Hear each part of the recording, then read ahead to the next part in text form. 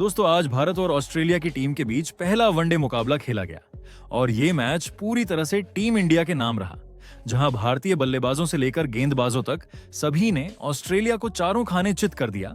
तो ऐसे में आज हम आपको इस वीडियो में बताएंगे इंडिया और ऑस्ट्रेलिया के पहले वनडे मुकाबले का पूरा रोमांचक हाइलाइट्स। तो ऐसे में आप इस वीडियो को अंत तक जरूर देखिएगा और अगर आप भी भारत की टीम के बहुत बड़े फैन हैं तो आप इस वीडियो को एक लाइक जरूर कर लीजिएगा। इस वीडियो का लाइक टारगेट 1000 लाइक्स का है। दोस्तों, आज से भारत और ऑस्ट्रेलिया के बीच 3 वनडे मैचों की बेहद रोमांचक सीरीज का आगाज हो चुका है। पहला मुकाबला खेला गया पर्थ के शानदार ऑप्टस स्टेडियम में खेला गया। वो मैदान जो अपनी तेज और उछाल भरी पिच के लिए जाना जाता है।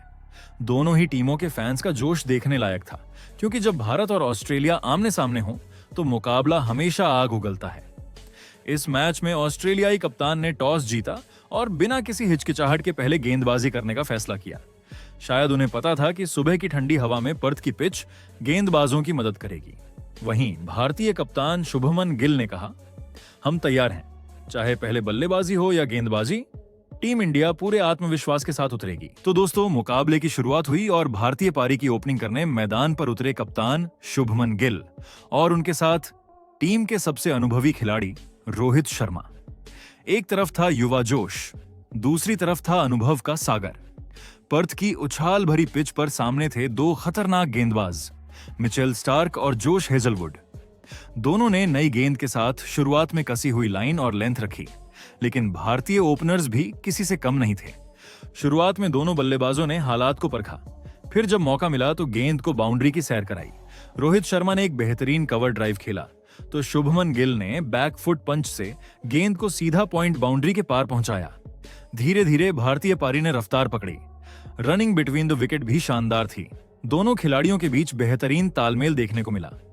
पहले 10 ओवरों के पावर प्ले की समाप्ति पर भारत का स्कोर बिना किसी विकेट के 61 रन पहुंच चुका था। स्टेडियम में बैठे भारतीय दर्शक झूम उठे।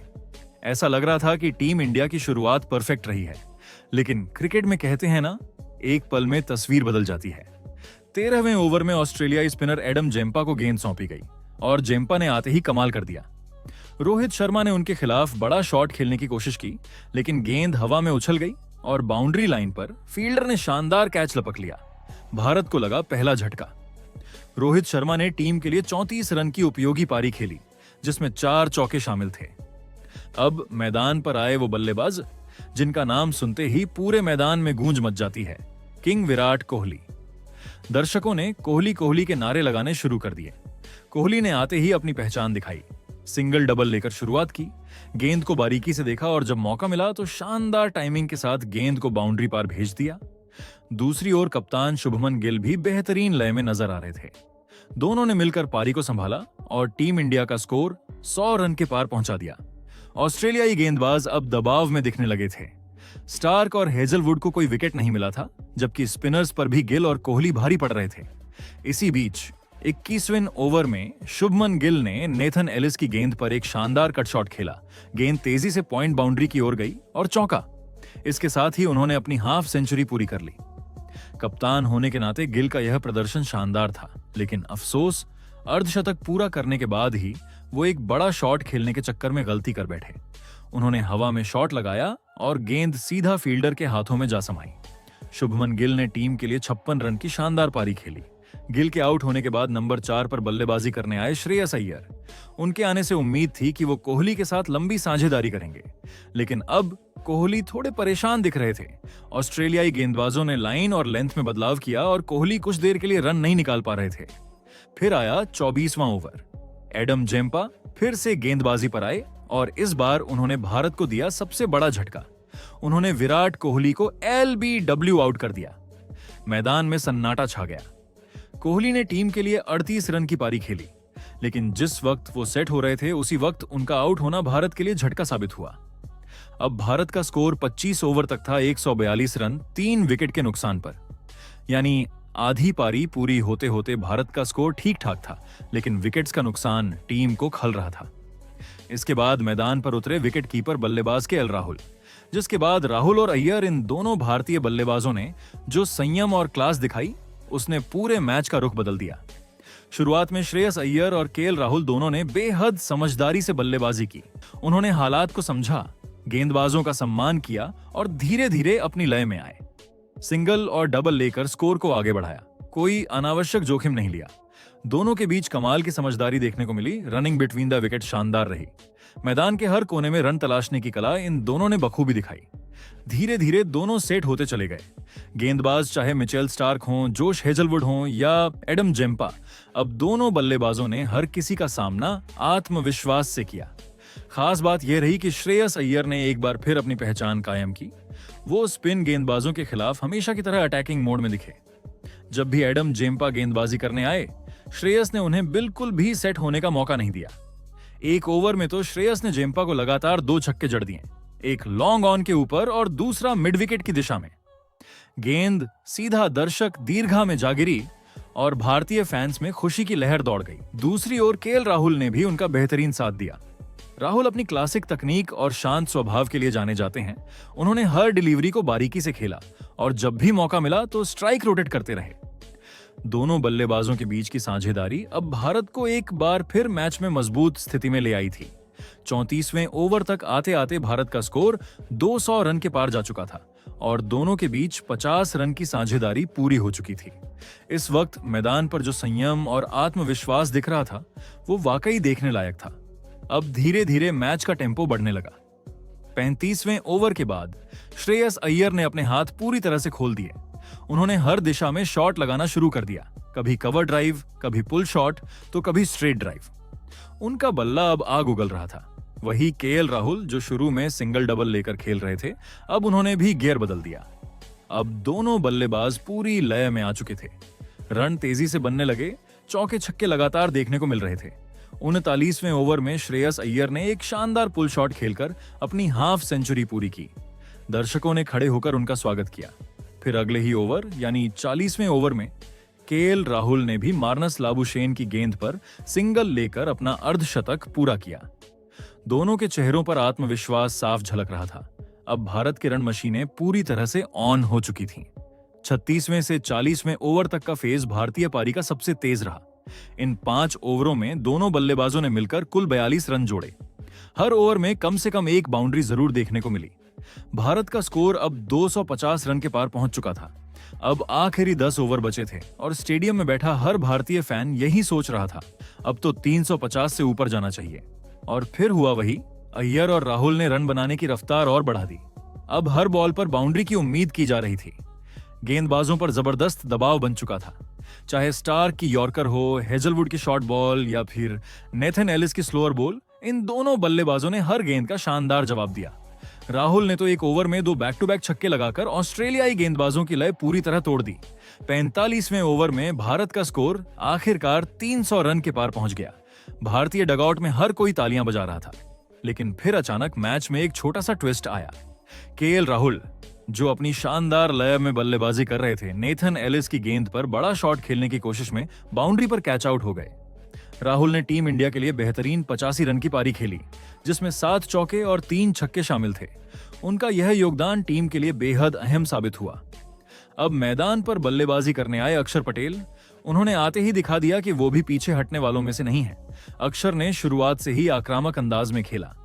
श्रेयस अय्यर के साथ उन्होंने मिलकर भारतीय पारी को फिनिशिंग टच देने की जिम्मेदारी उठाई। अंतिम 4 ओवरों में अक्षर ने हर ऑस्ट्रेलियाई गेंदबाज के खिलाफ कम से कम 1 या 2 बाउंड्री जरूर निकाली। वहीं श्रेयस अय्यर अब अपने शतक की ओर बढ़ रहे थे।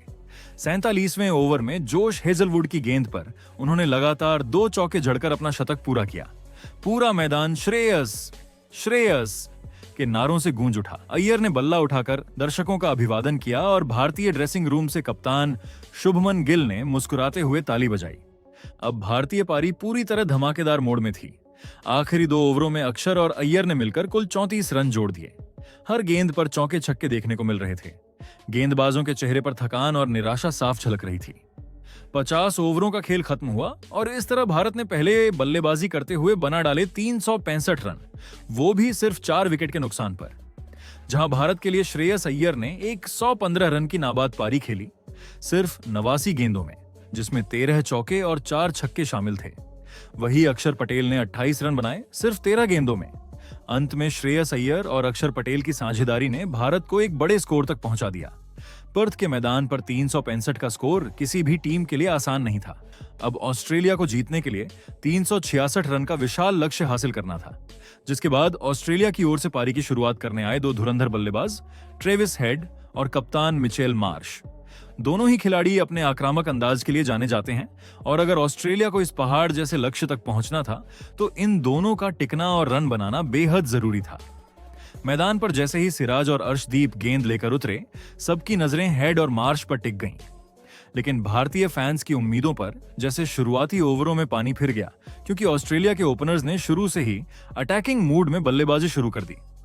पहले ही ओवर से ट्रेविस हेड ने इरादा साफ कर दिया था कि वे दबाव में खेलने नहीं आए हैं। उन्होंने सिराज की गेंदों पर सामने वाले विकेट की दिशा में कुछ शानदार चौके लगाए और फिर आया वो ओवर जिसने सबको दंग कर दिया। ट्रेविस हेड ने मोहम्मद सिराज के एक ही ओवर में 5 चौके जड़ दिए। दर्शक दीर्घा में बैठी भीड़ झूम उठी, लेकिन भारतीय कप्तान शुभमन गिल के चेहरे पर हल्की चिंता झलकने लगी। वहीं दूसरी तरफ मिचेल मार्श भी पीछे नहीं रहे। उन्होंने अर्शदीप सिंह की एक शॉर्ट गेंद को शानदार पुल शॉट में तब्दील किया और गेंद सीधे स्टैंड्स में जा पहुंची। देखते ही देखते ऑस्ट्रेलिया का स्कोर 10 ओवरों में 82 रन तक पहुंच गया था। ये शुरुआत किसी सपने जैसी थी। ट्रेविस हेड और मिचेल मार्श दोनों ही पूरी लय में दिख रहे थे। 13वें ओवर में दोनों ने मिलकर टीम का स्कोर 100 रनों के पार पहुंचा दिया। ट्रेविस हेड ने अपना अर्धशतक शानदार अंदाज में पूरा किया, केवल 34 गेंदों में 50 रन। दूसरी ओर मार्श भी अर्धशतक के करीब पहुंच चुके थे। भारतीय गेंदबाज हर मुमकिन कोशिश कर रहे थे, लेकिन इन दोनों ओपनरों ने जैसे हर चाल को भांप लिया था। मैदान के हर कोने में शॉट्स की बारिश हो रही थी। 19वें ओवर में ऑस्ट्रेलिया की टीम ने 150 रनों का आंकड़ा पार कर लिया। अब ऐसा लग रहा था कि अगर यह साझेदारी कुछ और ओवर चल गई तो मैच हाथ से निकल जाएगा। तभी भारतीय कप्तान शुभमन गिल ने गेंद थमाई हर्षित राणा को, वो युवा गेंदबाज जिसने पिछले कुछ मैचों में अपने प्रदर्शन से सबका ध्यान खींचा था। राणा ने आते ही अपनी लाइन और लेंथ से मार्श को परेशान करना शुरू किया और आखिरकार उन्होंने वो कर दिखाया जिसकी भारत को डेस्परेटली जरूरत थी। एक शॉर्ट गेंद मार्श ने पुल करने की कोशिश की, लेकिन गेंद बल्ले के ऊपरी हिस्से पर लगी और सीधे डीप स्क्वायर लेग पर फील्डर के हाथों में जा पहुंची। पूरा स्टेडियम गूंज उठा। पहला विकेट भारत के नाम।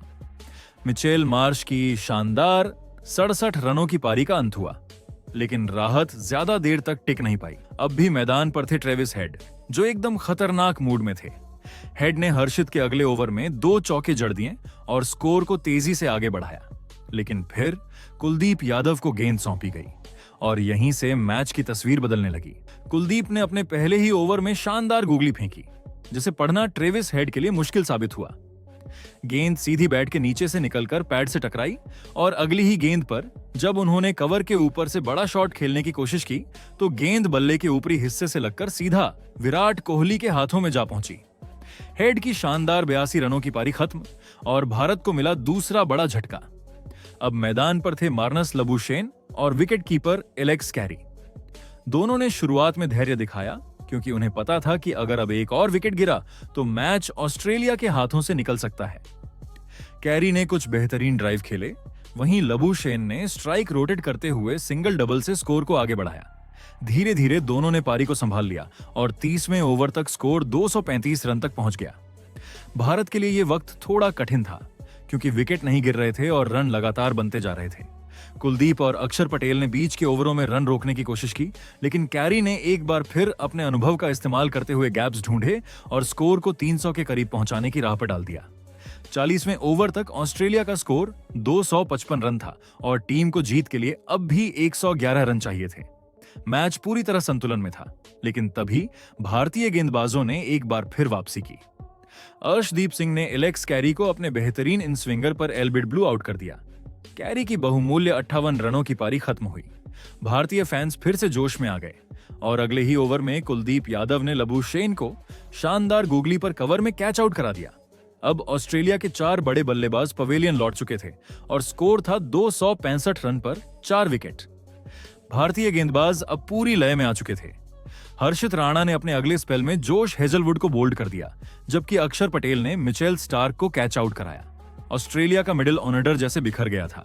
हालांकि जोश इंग्लिश ने आखिर में कुछ करारे शॉट्स लगाए, 2 छक्के और 3 चौके, जिससे स्कोर 300 के पार पहुंच गया, लेकिन तब तक बहुत देर हो चुकी थी। 50 ओवर पूरे होने तक ऑस्ट्रेलिया की टीम 314 रन ही बना पाई और इस तरह भारत ने यह मुकाबला 51 रनों से जीत लिया। भारत के लिए कुलदीप यादव ने 2 विकेट लिए। ये जीत भारत के लिए सिर्फ एक मुकाबले की जीत नहीं थी, बल्कि एक बयान था कि चाहे सामने ऑस्ट्रेलिया जैसी मजबूत टीम ही क्यों ना हो, अगर भारतीय गेंदबाज अपने दिन पर हों, तो किसी भी लक्ष्य की रक्षा की जा सकती है। तो दोस्तों, आपके हिसाब से टीम इंडिया की इस जीत का हीरो कौन है? अपनी राय कमेंट में जरूर बताइएगा।